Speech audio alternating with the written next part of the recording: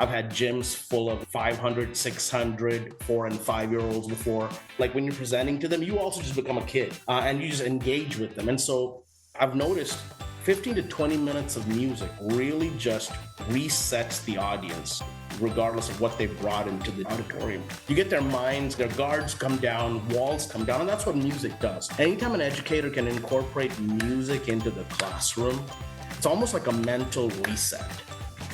Welcome to Rainbow Skies for New Teachers, where we're all about bite-sized tips and simple strategies for bright and busy new teachers. If you're in your first few years of your career and want to make the rollercoaster ride of teaching more fun, streamlined and stress-free, you're in the right place. We're Ashley and Alicia, the dynamic duo from Rainbow Sky Creations, and we're excited to be your teacher mentors on the go. There are rainbows ahead, my friend. And together, we're unstoppable. Let's get into today's episode.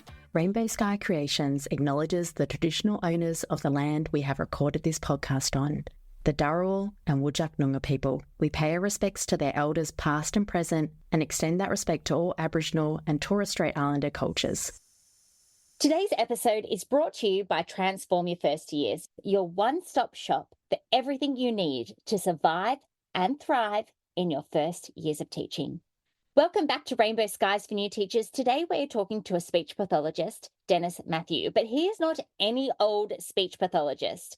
After 16 years of working in the industry, he is also a children's author and singer-songwriter and fiercely passionate about SEL and growth mindset content in the classroom. We talked to Dennis about so many different things and different facets of education in this interview. We talk all about his work as a speech pathologist, how he writes his books, where the ideas come from, and how he's really written them to create connections with those students so that they feel seen, empowered, and grow in confidence. This is a really wonderful and an interesting conversation. Bear with us because it goes in lots of different directions, but you're going to get lots out of it. A big, warm welcome to Dennis.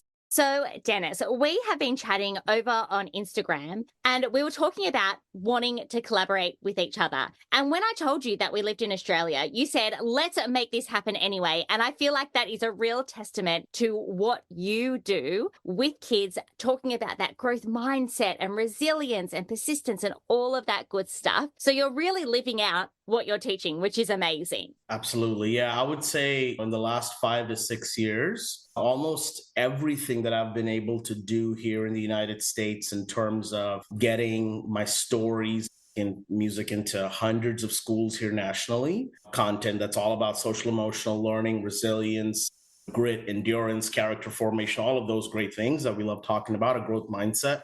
Almost all of it has happened because of collaboration that facilitated through social media with educators who are like-minded like myself.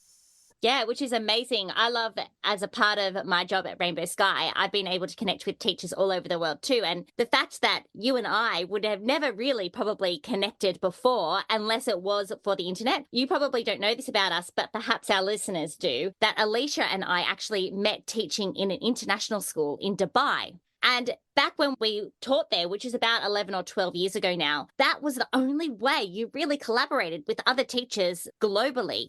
You were in a melting pot school where you all worked together and you came together and you shared your ideas. And that was one thing that I loved about teaching in an international school, being able to share those ideas with each other from different cultures. And as you were saying, bring something that's really great and different to the table. Amazing. So tell me, what is the best part for you about working with kids? Because I can see how passionate you are. Yeah, helping students feel seen. Even though I've been a speech language pathologist for a decade and a half, now 16 years. For the longest time, I really struggled articulating to people what I did in a way that did not sound complex and technical. I could obviously communicate what I did to a fellow speech path or even someone who was in the allied health field. But if a parent came up to me and asked me, what do speech paths do? I could not answer that question, a simple sentence, without sounding so verbose and technical. And I struggled with distilling down this complex world of speech pathology into a sentence. This is what I do, right? Without sounding too generic and too basic. I guess it took 16 years. About 5 years ago, I started writing children's books. And when I traveled to schools, students always ask me, why do you write children's books? What inspired you to write children's books? And my answer always was, two reasons. I want to speak to the underdog in the classroom. I want to speak to the child in the classroom that feels like he or she has a lot of odds stacked up against him or her. And because I was that underdog in the classroom when I was in primary school or in middle school or high school, I felt, man, there was nothing I could bring to the table and contribute. I wanted to write when I was 35, 37 is when I started writing these children's books to speak to the underdog, that child in the class, saying, you too have a voice. You too have something to contribute to humanity. That's one reason why I write children's books. The other reason I write children's books is also to be a resource and an ally to the classroom teacher. I want a primary school educator to open up my picture book and feel, oh, this is not just a wafer-thin story. The story that Dennis has, we can glean a month's worth of curriculum content from this picture book, whether that's vocabulary, whether that's some high-level comprehension questions, analyzing plot, analyzing emotional facets of characters.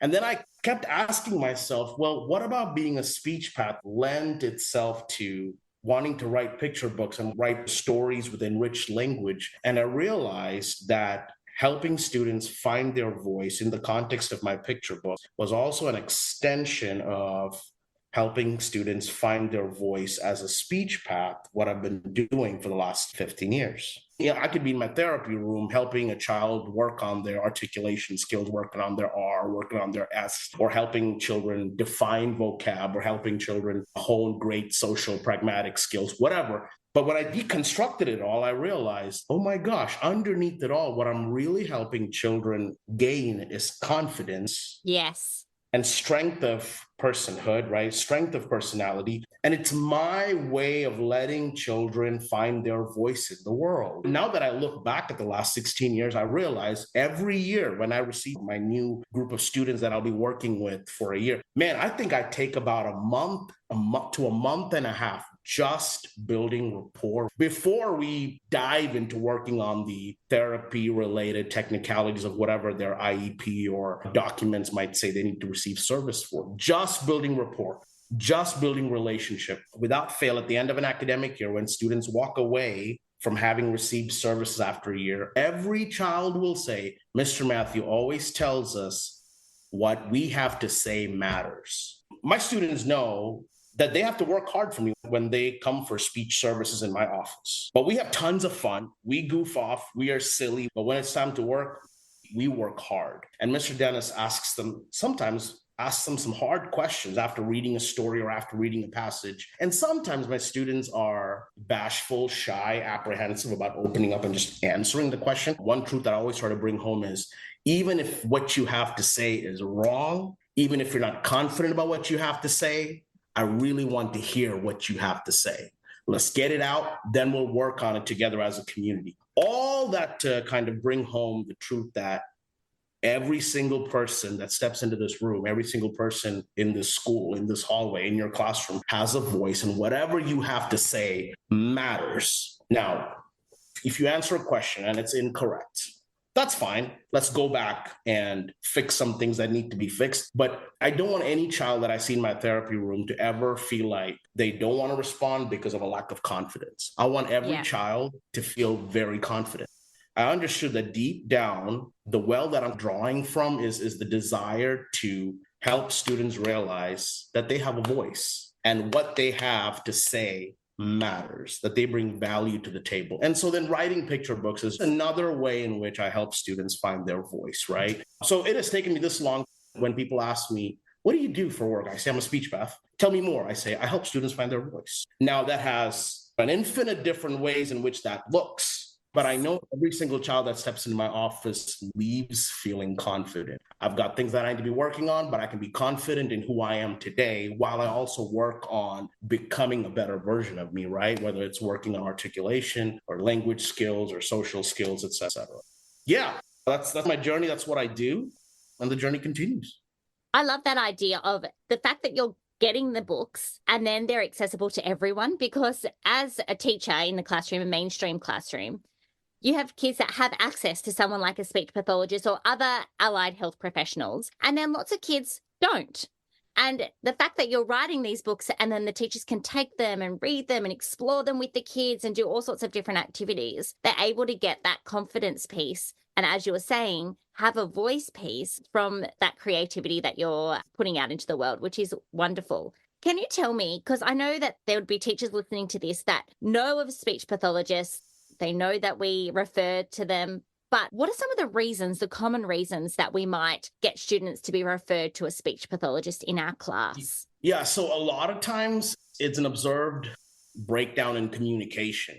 Now, an educator might realize that when a child speaks, that what they're saying is not intelligible. A speech path is usually the first place a classroom teacher might stop and say, hey, I've got a kiddo in my class. Either what he's saying is very limited in content, or what they're saying is not very intelligible. And so a lot of times I'll send a referral form home to get parent permission to observe the student and dig further as to what area, what domain they're needing services in. So a lot of times it's lack of clarity, like the sounds are not being produced accurately like it should be. That's one reason that a speech therapist might get a referral. Another area is when a child responds, just a lack of content, just a lack of meaning, the lack of depth as it relates to language. So when a child is asked a question and they come back with or a yes or no, or just a blank stare, just the information processing piece. So it could be lack of clarity with sounds, where we delve into speech and teaching students the mechanical aspects of how to make sounds that they're missing in their repertoire, so to speak. And then we deal with children who have a hard time understanding meaning, kiddos who have a hard time understanding, making sense of the world around them, getting them to become better thinkers and getting them to become better communicators or conveyors of meaning. So giving children language skills. So a lot of the students that I work with have deficits in the area of articulation and language. And then noticing that students are disconnected from the world from a social standpoint, that's where speech paths also get referrals to help kiddos learn those social skills to make friends, carry on a conversation, even regulate emotions as it ties to social settings. So those are some reasons why teachers might send referrals to a speech path. Yeah, so that makes perfect sense in that you might have kids. My daughter is a perfect example. She's 4 right now, and she's just had grommets in her ears, and she's about to go and do some work with a speech pathologist just to make sure that her sound, she was dropping the first sound of the syllable in each of her words. So it was very obvious. And I knew that she had to go and see a speech path because I thought it's going to impact her reading later on when she goes to school. We might have kids that are already at school, and if they don't have those language skills to communicate, then that's going to impact their reading, their math, their science, and as you said, their connections with other students, which then in turn is going to impact their confidence. And then I feel like we've done this whole round circle back to where we was talking about your books and how they instill confidence in the students. Yeah. So what I set up my stories to be conversation starters, and main feedback that I get from a lot of teachers after they read my stories are, wow, you put really big words in your stories. And I often respond with, yeah, it's done intentionally and with purpose because I love words and I value words. And so a lot of times when my stories are read, I want students and teachers or parents and students to have conversations around unfamiliar words. So if a word comes up in one of my stories, the idea is that a student will ask, what does that word mean? I've never heard that before. And so then it leads to a journey in discovering a new word. My stories are set up so that they are rich in language and that they prompt and facilitate higher analytical and critical thinking skills. There's also a social component to all of my stories. A lot of the conflicts that you will see in my stories are scenarios that you would see in a school setting. And if a teacher's reading one of my stories to the classroom, it sets the teacher up to ask the question. For example, I'll take Bello the cello, the very first story that I wrote. A lot of times when I'm reading it to an assembly, the very first page of Bello says, Bello the cello was thrilled about his first day of school. And I'll pause and I'll ask the students, okay, I want you to analyze Bello's facial expression. The words say he was thrilled about his first day of school. Can you study the artwork and tell me what about the artwork tells you that he's thrilled? And a lot of students will say, oh, he's got a sparkle in his eyes. He's got a smile on his face. We're studying facial expression. By page 3, the lines say, Bello wrinkled his brows, he twisted his lips. He didn't know what kind of song he would sing. I'll pause again. I'll ask the audience, okay, boys and girls, on page 1, we remember seeing a very positive Bello, very uplifted. He's thrilled about the first day of school. Now by page 3, we see that his facial expressions have changed. Visually analyze Bello's face. Tell me what kind of emotions are going through Bello's little body. So there's an intersection of language, higher analytical thinking, studying of facial expressions, social skills, right? I think that's where my speech path lens comes into being the architect of a story that's like multi-layered. I don't want it to be like, Bello had a good day at school, Bello was sad. So there's a feedback that I often get is, man, there are many layers to how you set up these characters, and that's with intention and purpose. The need for understanding and having enriched language builds into the way that I write stories. And that's how I set them up. Yeah. Yeah. About 10 years ago, how education like ebbs and flows with different things that come in and out. In Australia, we had a big focus on visual literacy. And as you were talking then, I was like, oh, yeah, that's really that visual literacy. The kids were looking at the images and really reading those pictures, not reading the pictures in order to read the book, like the words that are in the book, but reading the pictures to add meaning and that inferential meaning. Now, I've got another question for you about literacy, and I feel like this is a little bit of a side point. In Australia, we have a big push in our national libraries. They really encourage parents to read their children 1,000 books by the time they've gone to school. So they encourage people to go to the local library. You can borrow the books and read as many books and really have that literacy-rich component in your home. And I know that some children really get that and then other kids don't. And I'm just wondering, along the lines of speech pathology, do you think some of those kids that have trouble with understanding text or have trouble with actually being able to voice what they're thinking are kids that perhaps haven't had that exposure to lots of great quality text and literature? Yeah, I think a child learns his or her language in a lot of it has to do with the village in which he or she is raised up. And by that, a lot of it starts at home. And so when a child is referred to me that has suppressed language skills or language deficits, a lot of that therapy also has to do with offering supports for the parents and coaching parents to realize that language is not just learned at school.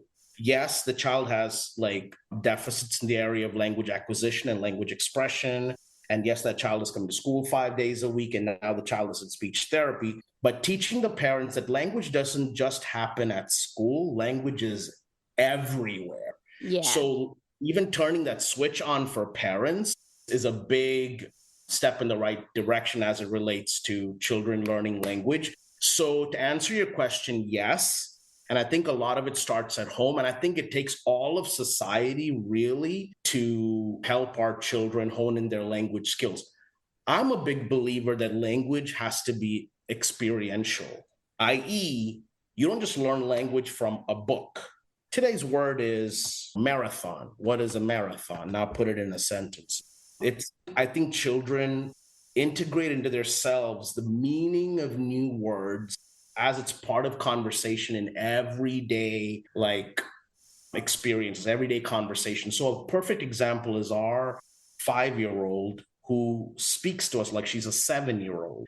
And part of that is, man, myself, my wife, my parents who watch her and her brother when we're at work, we are all of the philosophy that if something is on Rayma's radar or my son's radar, we make a conversation out of it. For example, if my children are playing and the mailman's dropping off mail, we point that out. Look, Rayma, look, Gideon, the mailman's dropping off the letter. And then sure enough, Rayma being the thinker that she is, and we're always like whetting their critical thinking skills, analytical thinking skills. We're always pointing out, look at that. That's different. What's going on? And so both Rayma and Gideon are set up to be very curious about the world around them. And that curiosity leads itself into a lot of conversations about new language concepts. And for example, if the mailman's coming Monday, Tuesday, Wednesday, Thursday, Friday, Saturday, and Ray might expect, oh, the mailman's coming to the right Sunday, and we'll have a conversation about, oh, it's Sunday. The mail does not come on Sunday because so just pulling everything into their frame of reference. I think those everyday conversations, making language experiential, I think those are great prerequisite or those early literacy skills that kind of help children become very language centric. We talk about everything, anything that's new, anything that's out of the ordinary, we talk about it. And now on the flip side of it, now we've got to tell Ram, okay, you're done with your words for the day. Like you ask questions about everything. So there's that. But I'll take that over a child who is not curious about the world at all because they are stuck in their device or their tablet or whatever. I do think that before children even come to school, their intellect, their brains need to be so primed to be curious about the world around them. So I agree with you. Yes, a lot of times children come to school lacking the language tools that they need because their curiosities have not been primed enough. Yeah. And so I'm just a big believer in talking about everything with my little ones. And you can just tell their wheels are just constantly turning about the world around them. Yeah. So I know that as a parent, that's really important to you. And obviously for me, literacy and that early literacy, reading lots of books and everything, having that time together is very important for me with my kids. But we've got kids that come into our classroom that don't have that. So for me, the first thing I'm thinking as you're talking is that this is one of the reasons why we need to read just for the fun of it in our classroom. And I know it's really hard because there's so many different things that we need to be doing as teachers, but just enjoying books, talking about language, having conversations with kids, connecting. I know Alicia, my business partner, one of the things that she loves to do with her kids as they come into the classroom is connect with them individually each morning. And she asks them about different things like, how was soccer practice? And how was this? And I know that really helps her develop that relationship with the kids, but it also gives them a chance to have a voice. What are some other things that teachers could do in their classroom to support that language development? Music. Yes, tell me. I'm going to piggyback on what you just told me about Alicia. I'm very big on paying attention to students' nonverbal, just not how they communicate nonverbally. If a session is 30 minutes long, ask kiddos, come into my office. I'm paying attention to the nonverbal temperature, right? How you doing?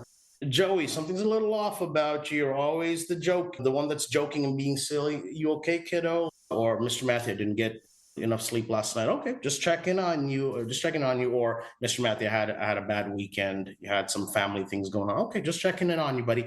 There are times where I'll have 4 or 5 kiddos in a group. And there was one time where a student was just not feeling well and had not had enough sleep last night. And I could just tell he was not going to be mentally present to engage in therapy type things. I just asked him, do you need to close your eyes and just put your head down and just take a little nap? Because he had come from a very busy classroom with a lot of curriculum demands. And I could just tell his brain had done the best it could. And he had walked out of the room just worn out. And I know we come into my office, and we, get to know each other, connect about 5 to 7 minutes. We hit the ground working hard. And I just knew that was not his day.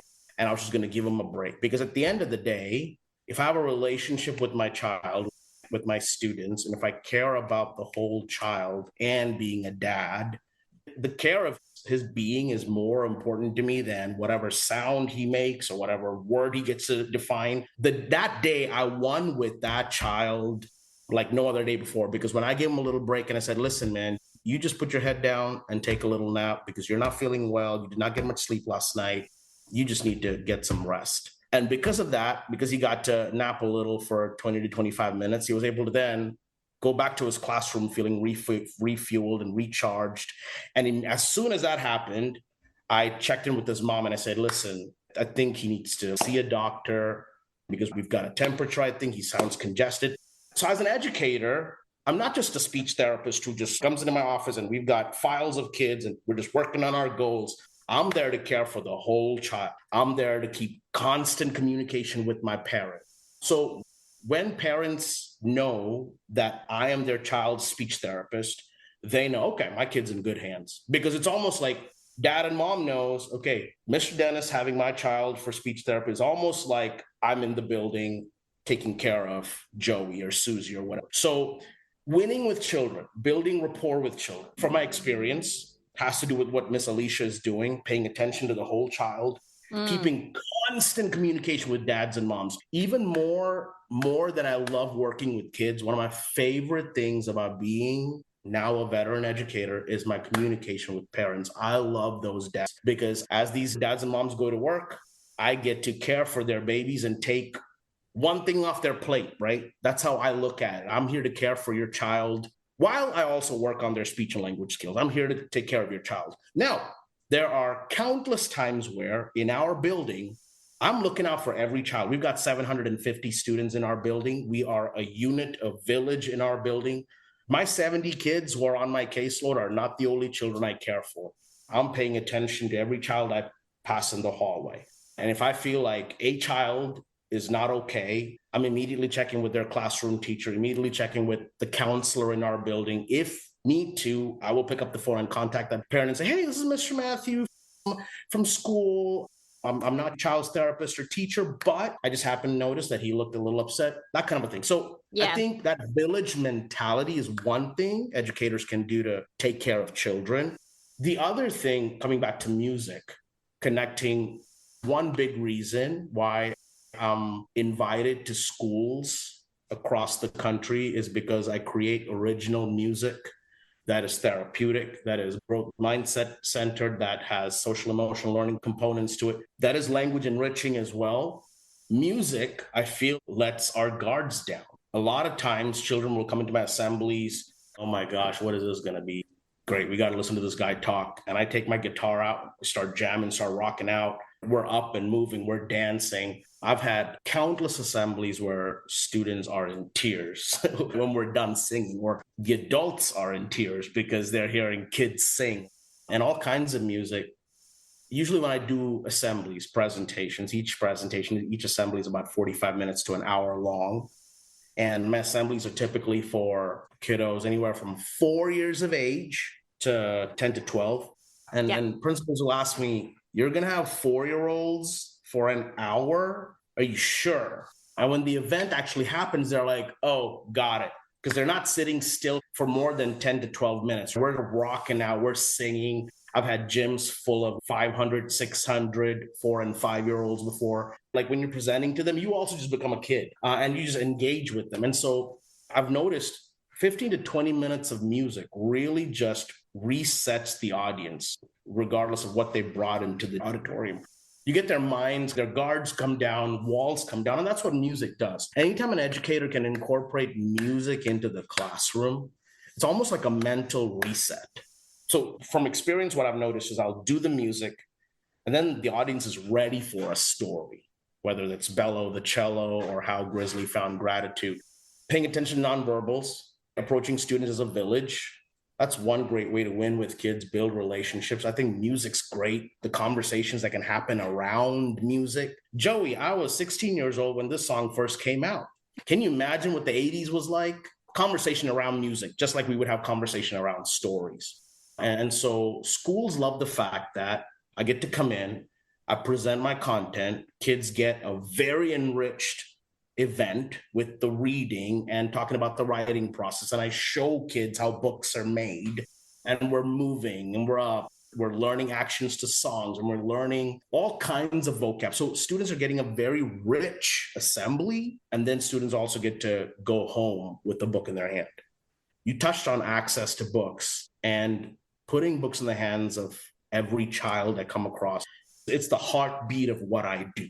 Again, going back to what are some ways to connect with students, paying attention to the nonverbals of a child to make sure that the whole child's needs are met. Maintaining good communication with the home front, I think, is very important. Music, I think, is very important. And having conversations around stories. It was on that note that I meant to say that just putting books in the hands of kids, I think, is just very important for me.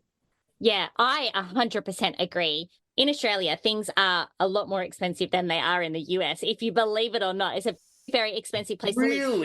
However, we are lucky, and I feel like this is only my perspective, everyone. I live in a very privileged sort of area, but we have got access to libraries where we can borrow books all the time. The kids have access to libraries at their school, which are well stocked with books. Something that's really become so popular in Australia, especially around the area that I live, are those street libraries. So people put a little box up out the front of the kindergarten or even their house, and then you put books in there and then you swap them out. I think that is the Love that. best thing. Yeah. It brings, again, I think it builds a village. Yeah. Because in a very technology rich age that we live in, there are a million different reasons to be disconnected from each other. But that right there, having a little street library, have conversations around books, it's a great way to become a village. I love that. Yeah, I love it too. I love it for adults. I love it for kids. We got a book from our local book library not long ago, and it's one of my daughter's absolute favorites, and we read it on repeat. It probably was never one that we were going to pick up in the library or the bookstore, and now we've got it at home. It's amazing. So I love that too. I think that's a really great initiative that people are doing. All right, so let's talk about your 3 books. So you've got Bello the Cello, My Wild First Day of School, and How Grizzly Found Gratitude. Now, I know we don't usually choose favorites, but I want to know which one is your favorite out of those 3 books. Man, I would say, I get asked this question at school events, and I have to say they're all very dear and near to me for different reasons, because they all have a piece of me. I had no plans to be a traveling author. I only started writing Bello when I was 35. So this was the necessity is what made me write Bello the Cello, because at 35, and I shared this as part of my story when I do assemblies, I live in Oklahoma, but I had a transition to Boston. I don't know if you're familiar with the Northeast, but I had to live in the Boston area for a few years in my life. I told forever when I moved from the UAE and came to the US in 2000, Oklahoma is where I came. And I came for college, and I got my bachelor's in speech pathology and my master's in speech pathology. And I said, I'm not moving anywhere, because I had moved all my life all around the world. And I was just like, this is where I'm putting my roots down. I'm going to put my roots down in Oklahoma. And this is it. Like, I'm not moving anymore. When I find someone who I'm going to marry, she's going to be from Oklahoma, or she's going to have to move to Oklahoma. I'm not moving. And then in 2014, I meet my wife online on a dating website. And I was just like, okay, I'm moving. And so like in 2014, I sold everything that I had.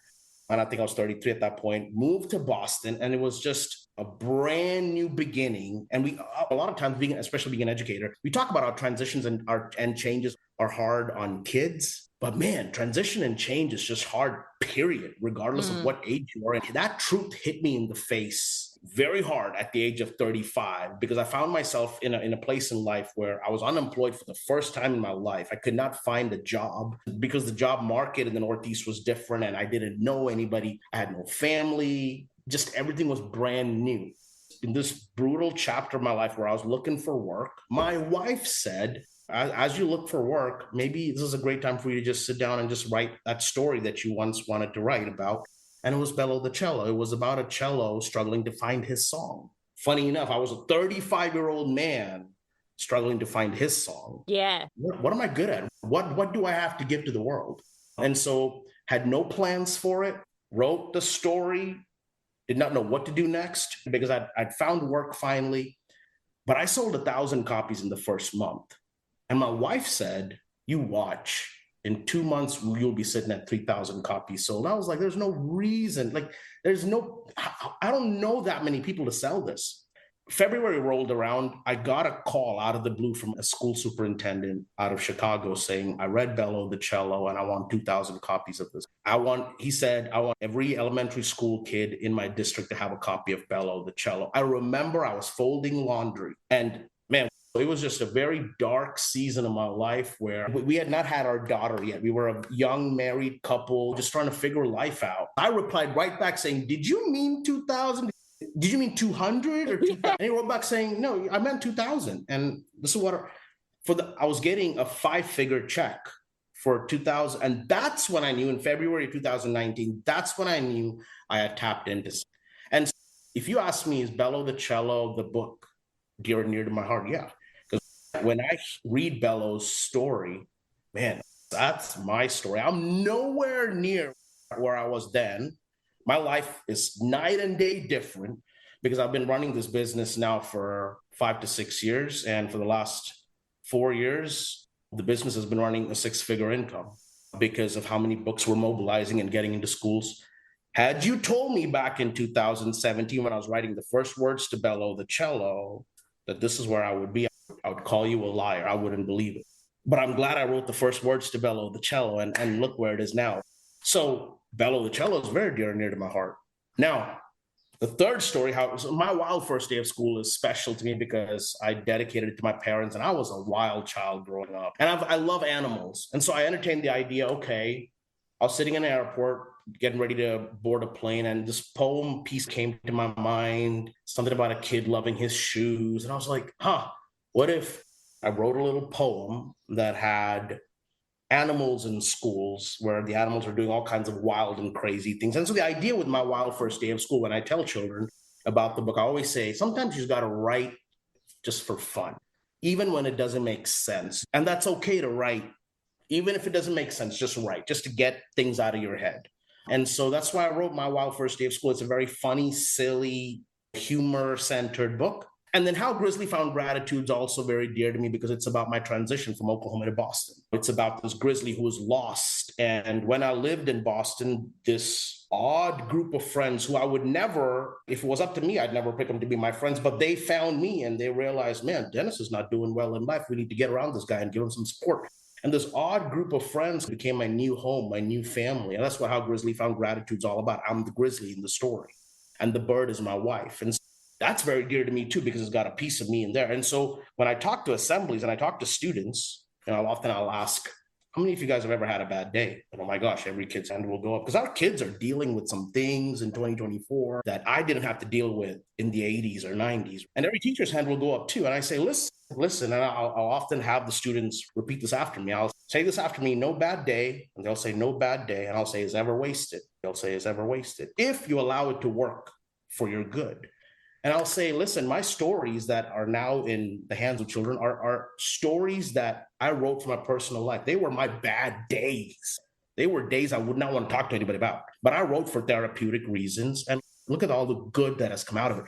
So I tell my students, listen, if you're having a bad day, it's okay. Hang in there. You can use that bad for good. In fact, I would encourage you to write about your bad day if it'll help you feel better about it, or write a song about it, or create a dance routine about it. My fourth book is going to be a poem about the sky. And it's very different from everything else I've done. And it's because, again, it's got a personal piece of me. My most therapeutic thing that I do anytime I feel like I need to relax is just go out to my backyard and just look up at the sky. And I've been doing that for years. I can get lost in just looking at the sky, whether it's noticing a cloud or noticing a sun or noticing a star. And I had the thought, man, what if I wrote a poem personifying the sky and drew connections between my personhood and the person that I see when I look up, emotions, behaviors. And so the fourth book is going to just be a letter to the sky. Obviously, that's not the title, but that's what I'm working on right now. The fifth book I'm working on is also about someone who's trying to find their place. Man, I'm really good at giving you long answers, huh? You know what, though? Out of that answer, my favorite part of listening to what your favorite story was, which he actually didn't give an answer, you guys, but that's okay. We will forgive you for that. My favorite part was that you have dedicated your life to giving confidence to kids and making them feel seen and heard. And the amazing part of that is that your wife chose you and she does the same thing for you. And I think that is so beautiful. Oh, okay, I love that. I really love that. She is the you in your life. She's the one who said, you will be selling these copies. You've got the story inside you. And I think that is amazing. Now we're talking about love, but we are nothing like each other. We are so different. My daughter has taken up after me. My daughter and I were both walking musicals. We always have a song, even at school when I'm walking down the hallway. Teachers can tell Mr. Dennis is coming down the hallway because I'm humming something I've made up or I'm whistling, something like that. And my wife is a lawyer. She's very like black and white, zeros and ones, very logical. And so when she sees something and she says, oh, you got to do that, I know I'm onto something. And in fact, a lot of times I'll write a song or I'll write a story and she's the first set of eyes that gets to see it. Like she won't just inflate my ego for the sake of it. Like she'll say, this is not good. You need to like try again. Yeah. And without shame, I'll say almost all of the songs that I write that I sing in schools are inspired by my wife. Because when I present at schools, a big message that I always push is that of family. And I'm in the business of helping schools feel like they are a village and a family. And I talk about emotions also. That's very big in my stories and songs. So I do agree that I'm lucky to say that my wife found me and that she speaks life into my life. Absolutely. Yeah, that's beautiful. So anyone who's looking to source your books, you've got videos of them on YouTube. I've seen the videos on YouTube, but what if they want hard copies of the books? Yeah, I would say just head over to Amazon and search Dennis Matthew, author, or just search Bello the Cello, How Grizzly Found Gratitude, My Wild First Day of School. And my books, you should be able to get it off of Amazon. But I always tell educators, all of my content is available online on YouTube for free. That's done purposely because, again, I want to be the educator's author. So I always tell educators, listen, thank you. If you're going to buy my books, thank you. But you don't have to buy them to allow your students in class to experience my stories, because all you have to do is just go to youtube.com and search Dennis Matthew author, Dennis Matthew songs, all of my music, my album, me playing my guitar, my read alouds, all of it will pop up. So it's all available on YouTube. My only humble request, just throwing this out there, to parents, dads, moms, teachers, if you do enjoy my stories, I kindly ask that you leave a review for it on Amazon. Hopefully a kind one, hopefully a good one. Enjoyed the story. Yep, that's my only request. So I purposely amazing. make sure everything's available for free. Absolutely. I'll link some of those things up in the show notes so people can get it. And Aussie teachers, if you're listening, I will see if there's Dennis's books on Amazon AU, which is Amazon for Australia. If not, I'll link up the US version and you can still get it out here, which is great. And that goes the same with your YouTube. If you enjoy it, write a comment saying that you enjoy it, because as a content creator, something that people can do for free is just to say, I really liked this, and it helps that content creator. It's like this podcast, we're always saying, leave us a review, because it takes a minute or two of your time, but it is super, super helpful to the person that's creating it. Dennis, I am so grateful and appreciative of your time. Thank you so much for joining us. Thank you for making time for me. I'm very humbled. Again, you're not just a content creator, you're a human being, a mom, a wife. You've got a whole life going. Thank you for making time and space for little old me in Oklahoma City. And hello to all the teachers in Australia. Thank you for all the great work you do. Thank you for empowering our future. Big thank you from me for all of your hard work. I appreciate you. Dennis really tries to speak to the underdog in the classroom through his picture books, and you can see how passionate he is about those picture books and the stories that he tells to help students. I would love to go and attend one of these assemblies where he's up singing and dancing and having a great time with kids, because that's one of the best parts about being a teacher, right? Just being able to let your inhibitions go and get up and dance and sing and just live in the moment. Kids are really, really good at that. And as a teacher, I feel like us as adults, we get the opportunity to do that more, which is really great. If you want to go and check out any of Dennis's songs or books, you can find all of those on YouTube. And as I said earlier in the interview, I will link a few things up in the show notes as well. Now, before we go, if you are a new teacher and today's conversation just sparked some inspiration in you, come and check out Transform Your First Years. It is our platform where we share everything you need to know to help you survive and thrive in your first years of teaching. We will also put the link to Transform Your First Years in the show notes too. We will be back, same time, same place next week. We will see you then. And until then, there are rainbows ahead, my friend, and together we're unstoppable.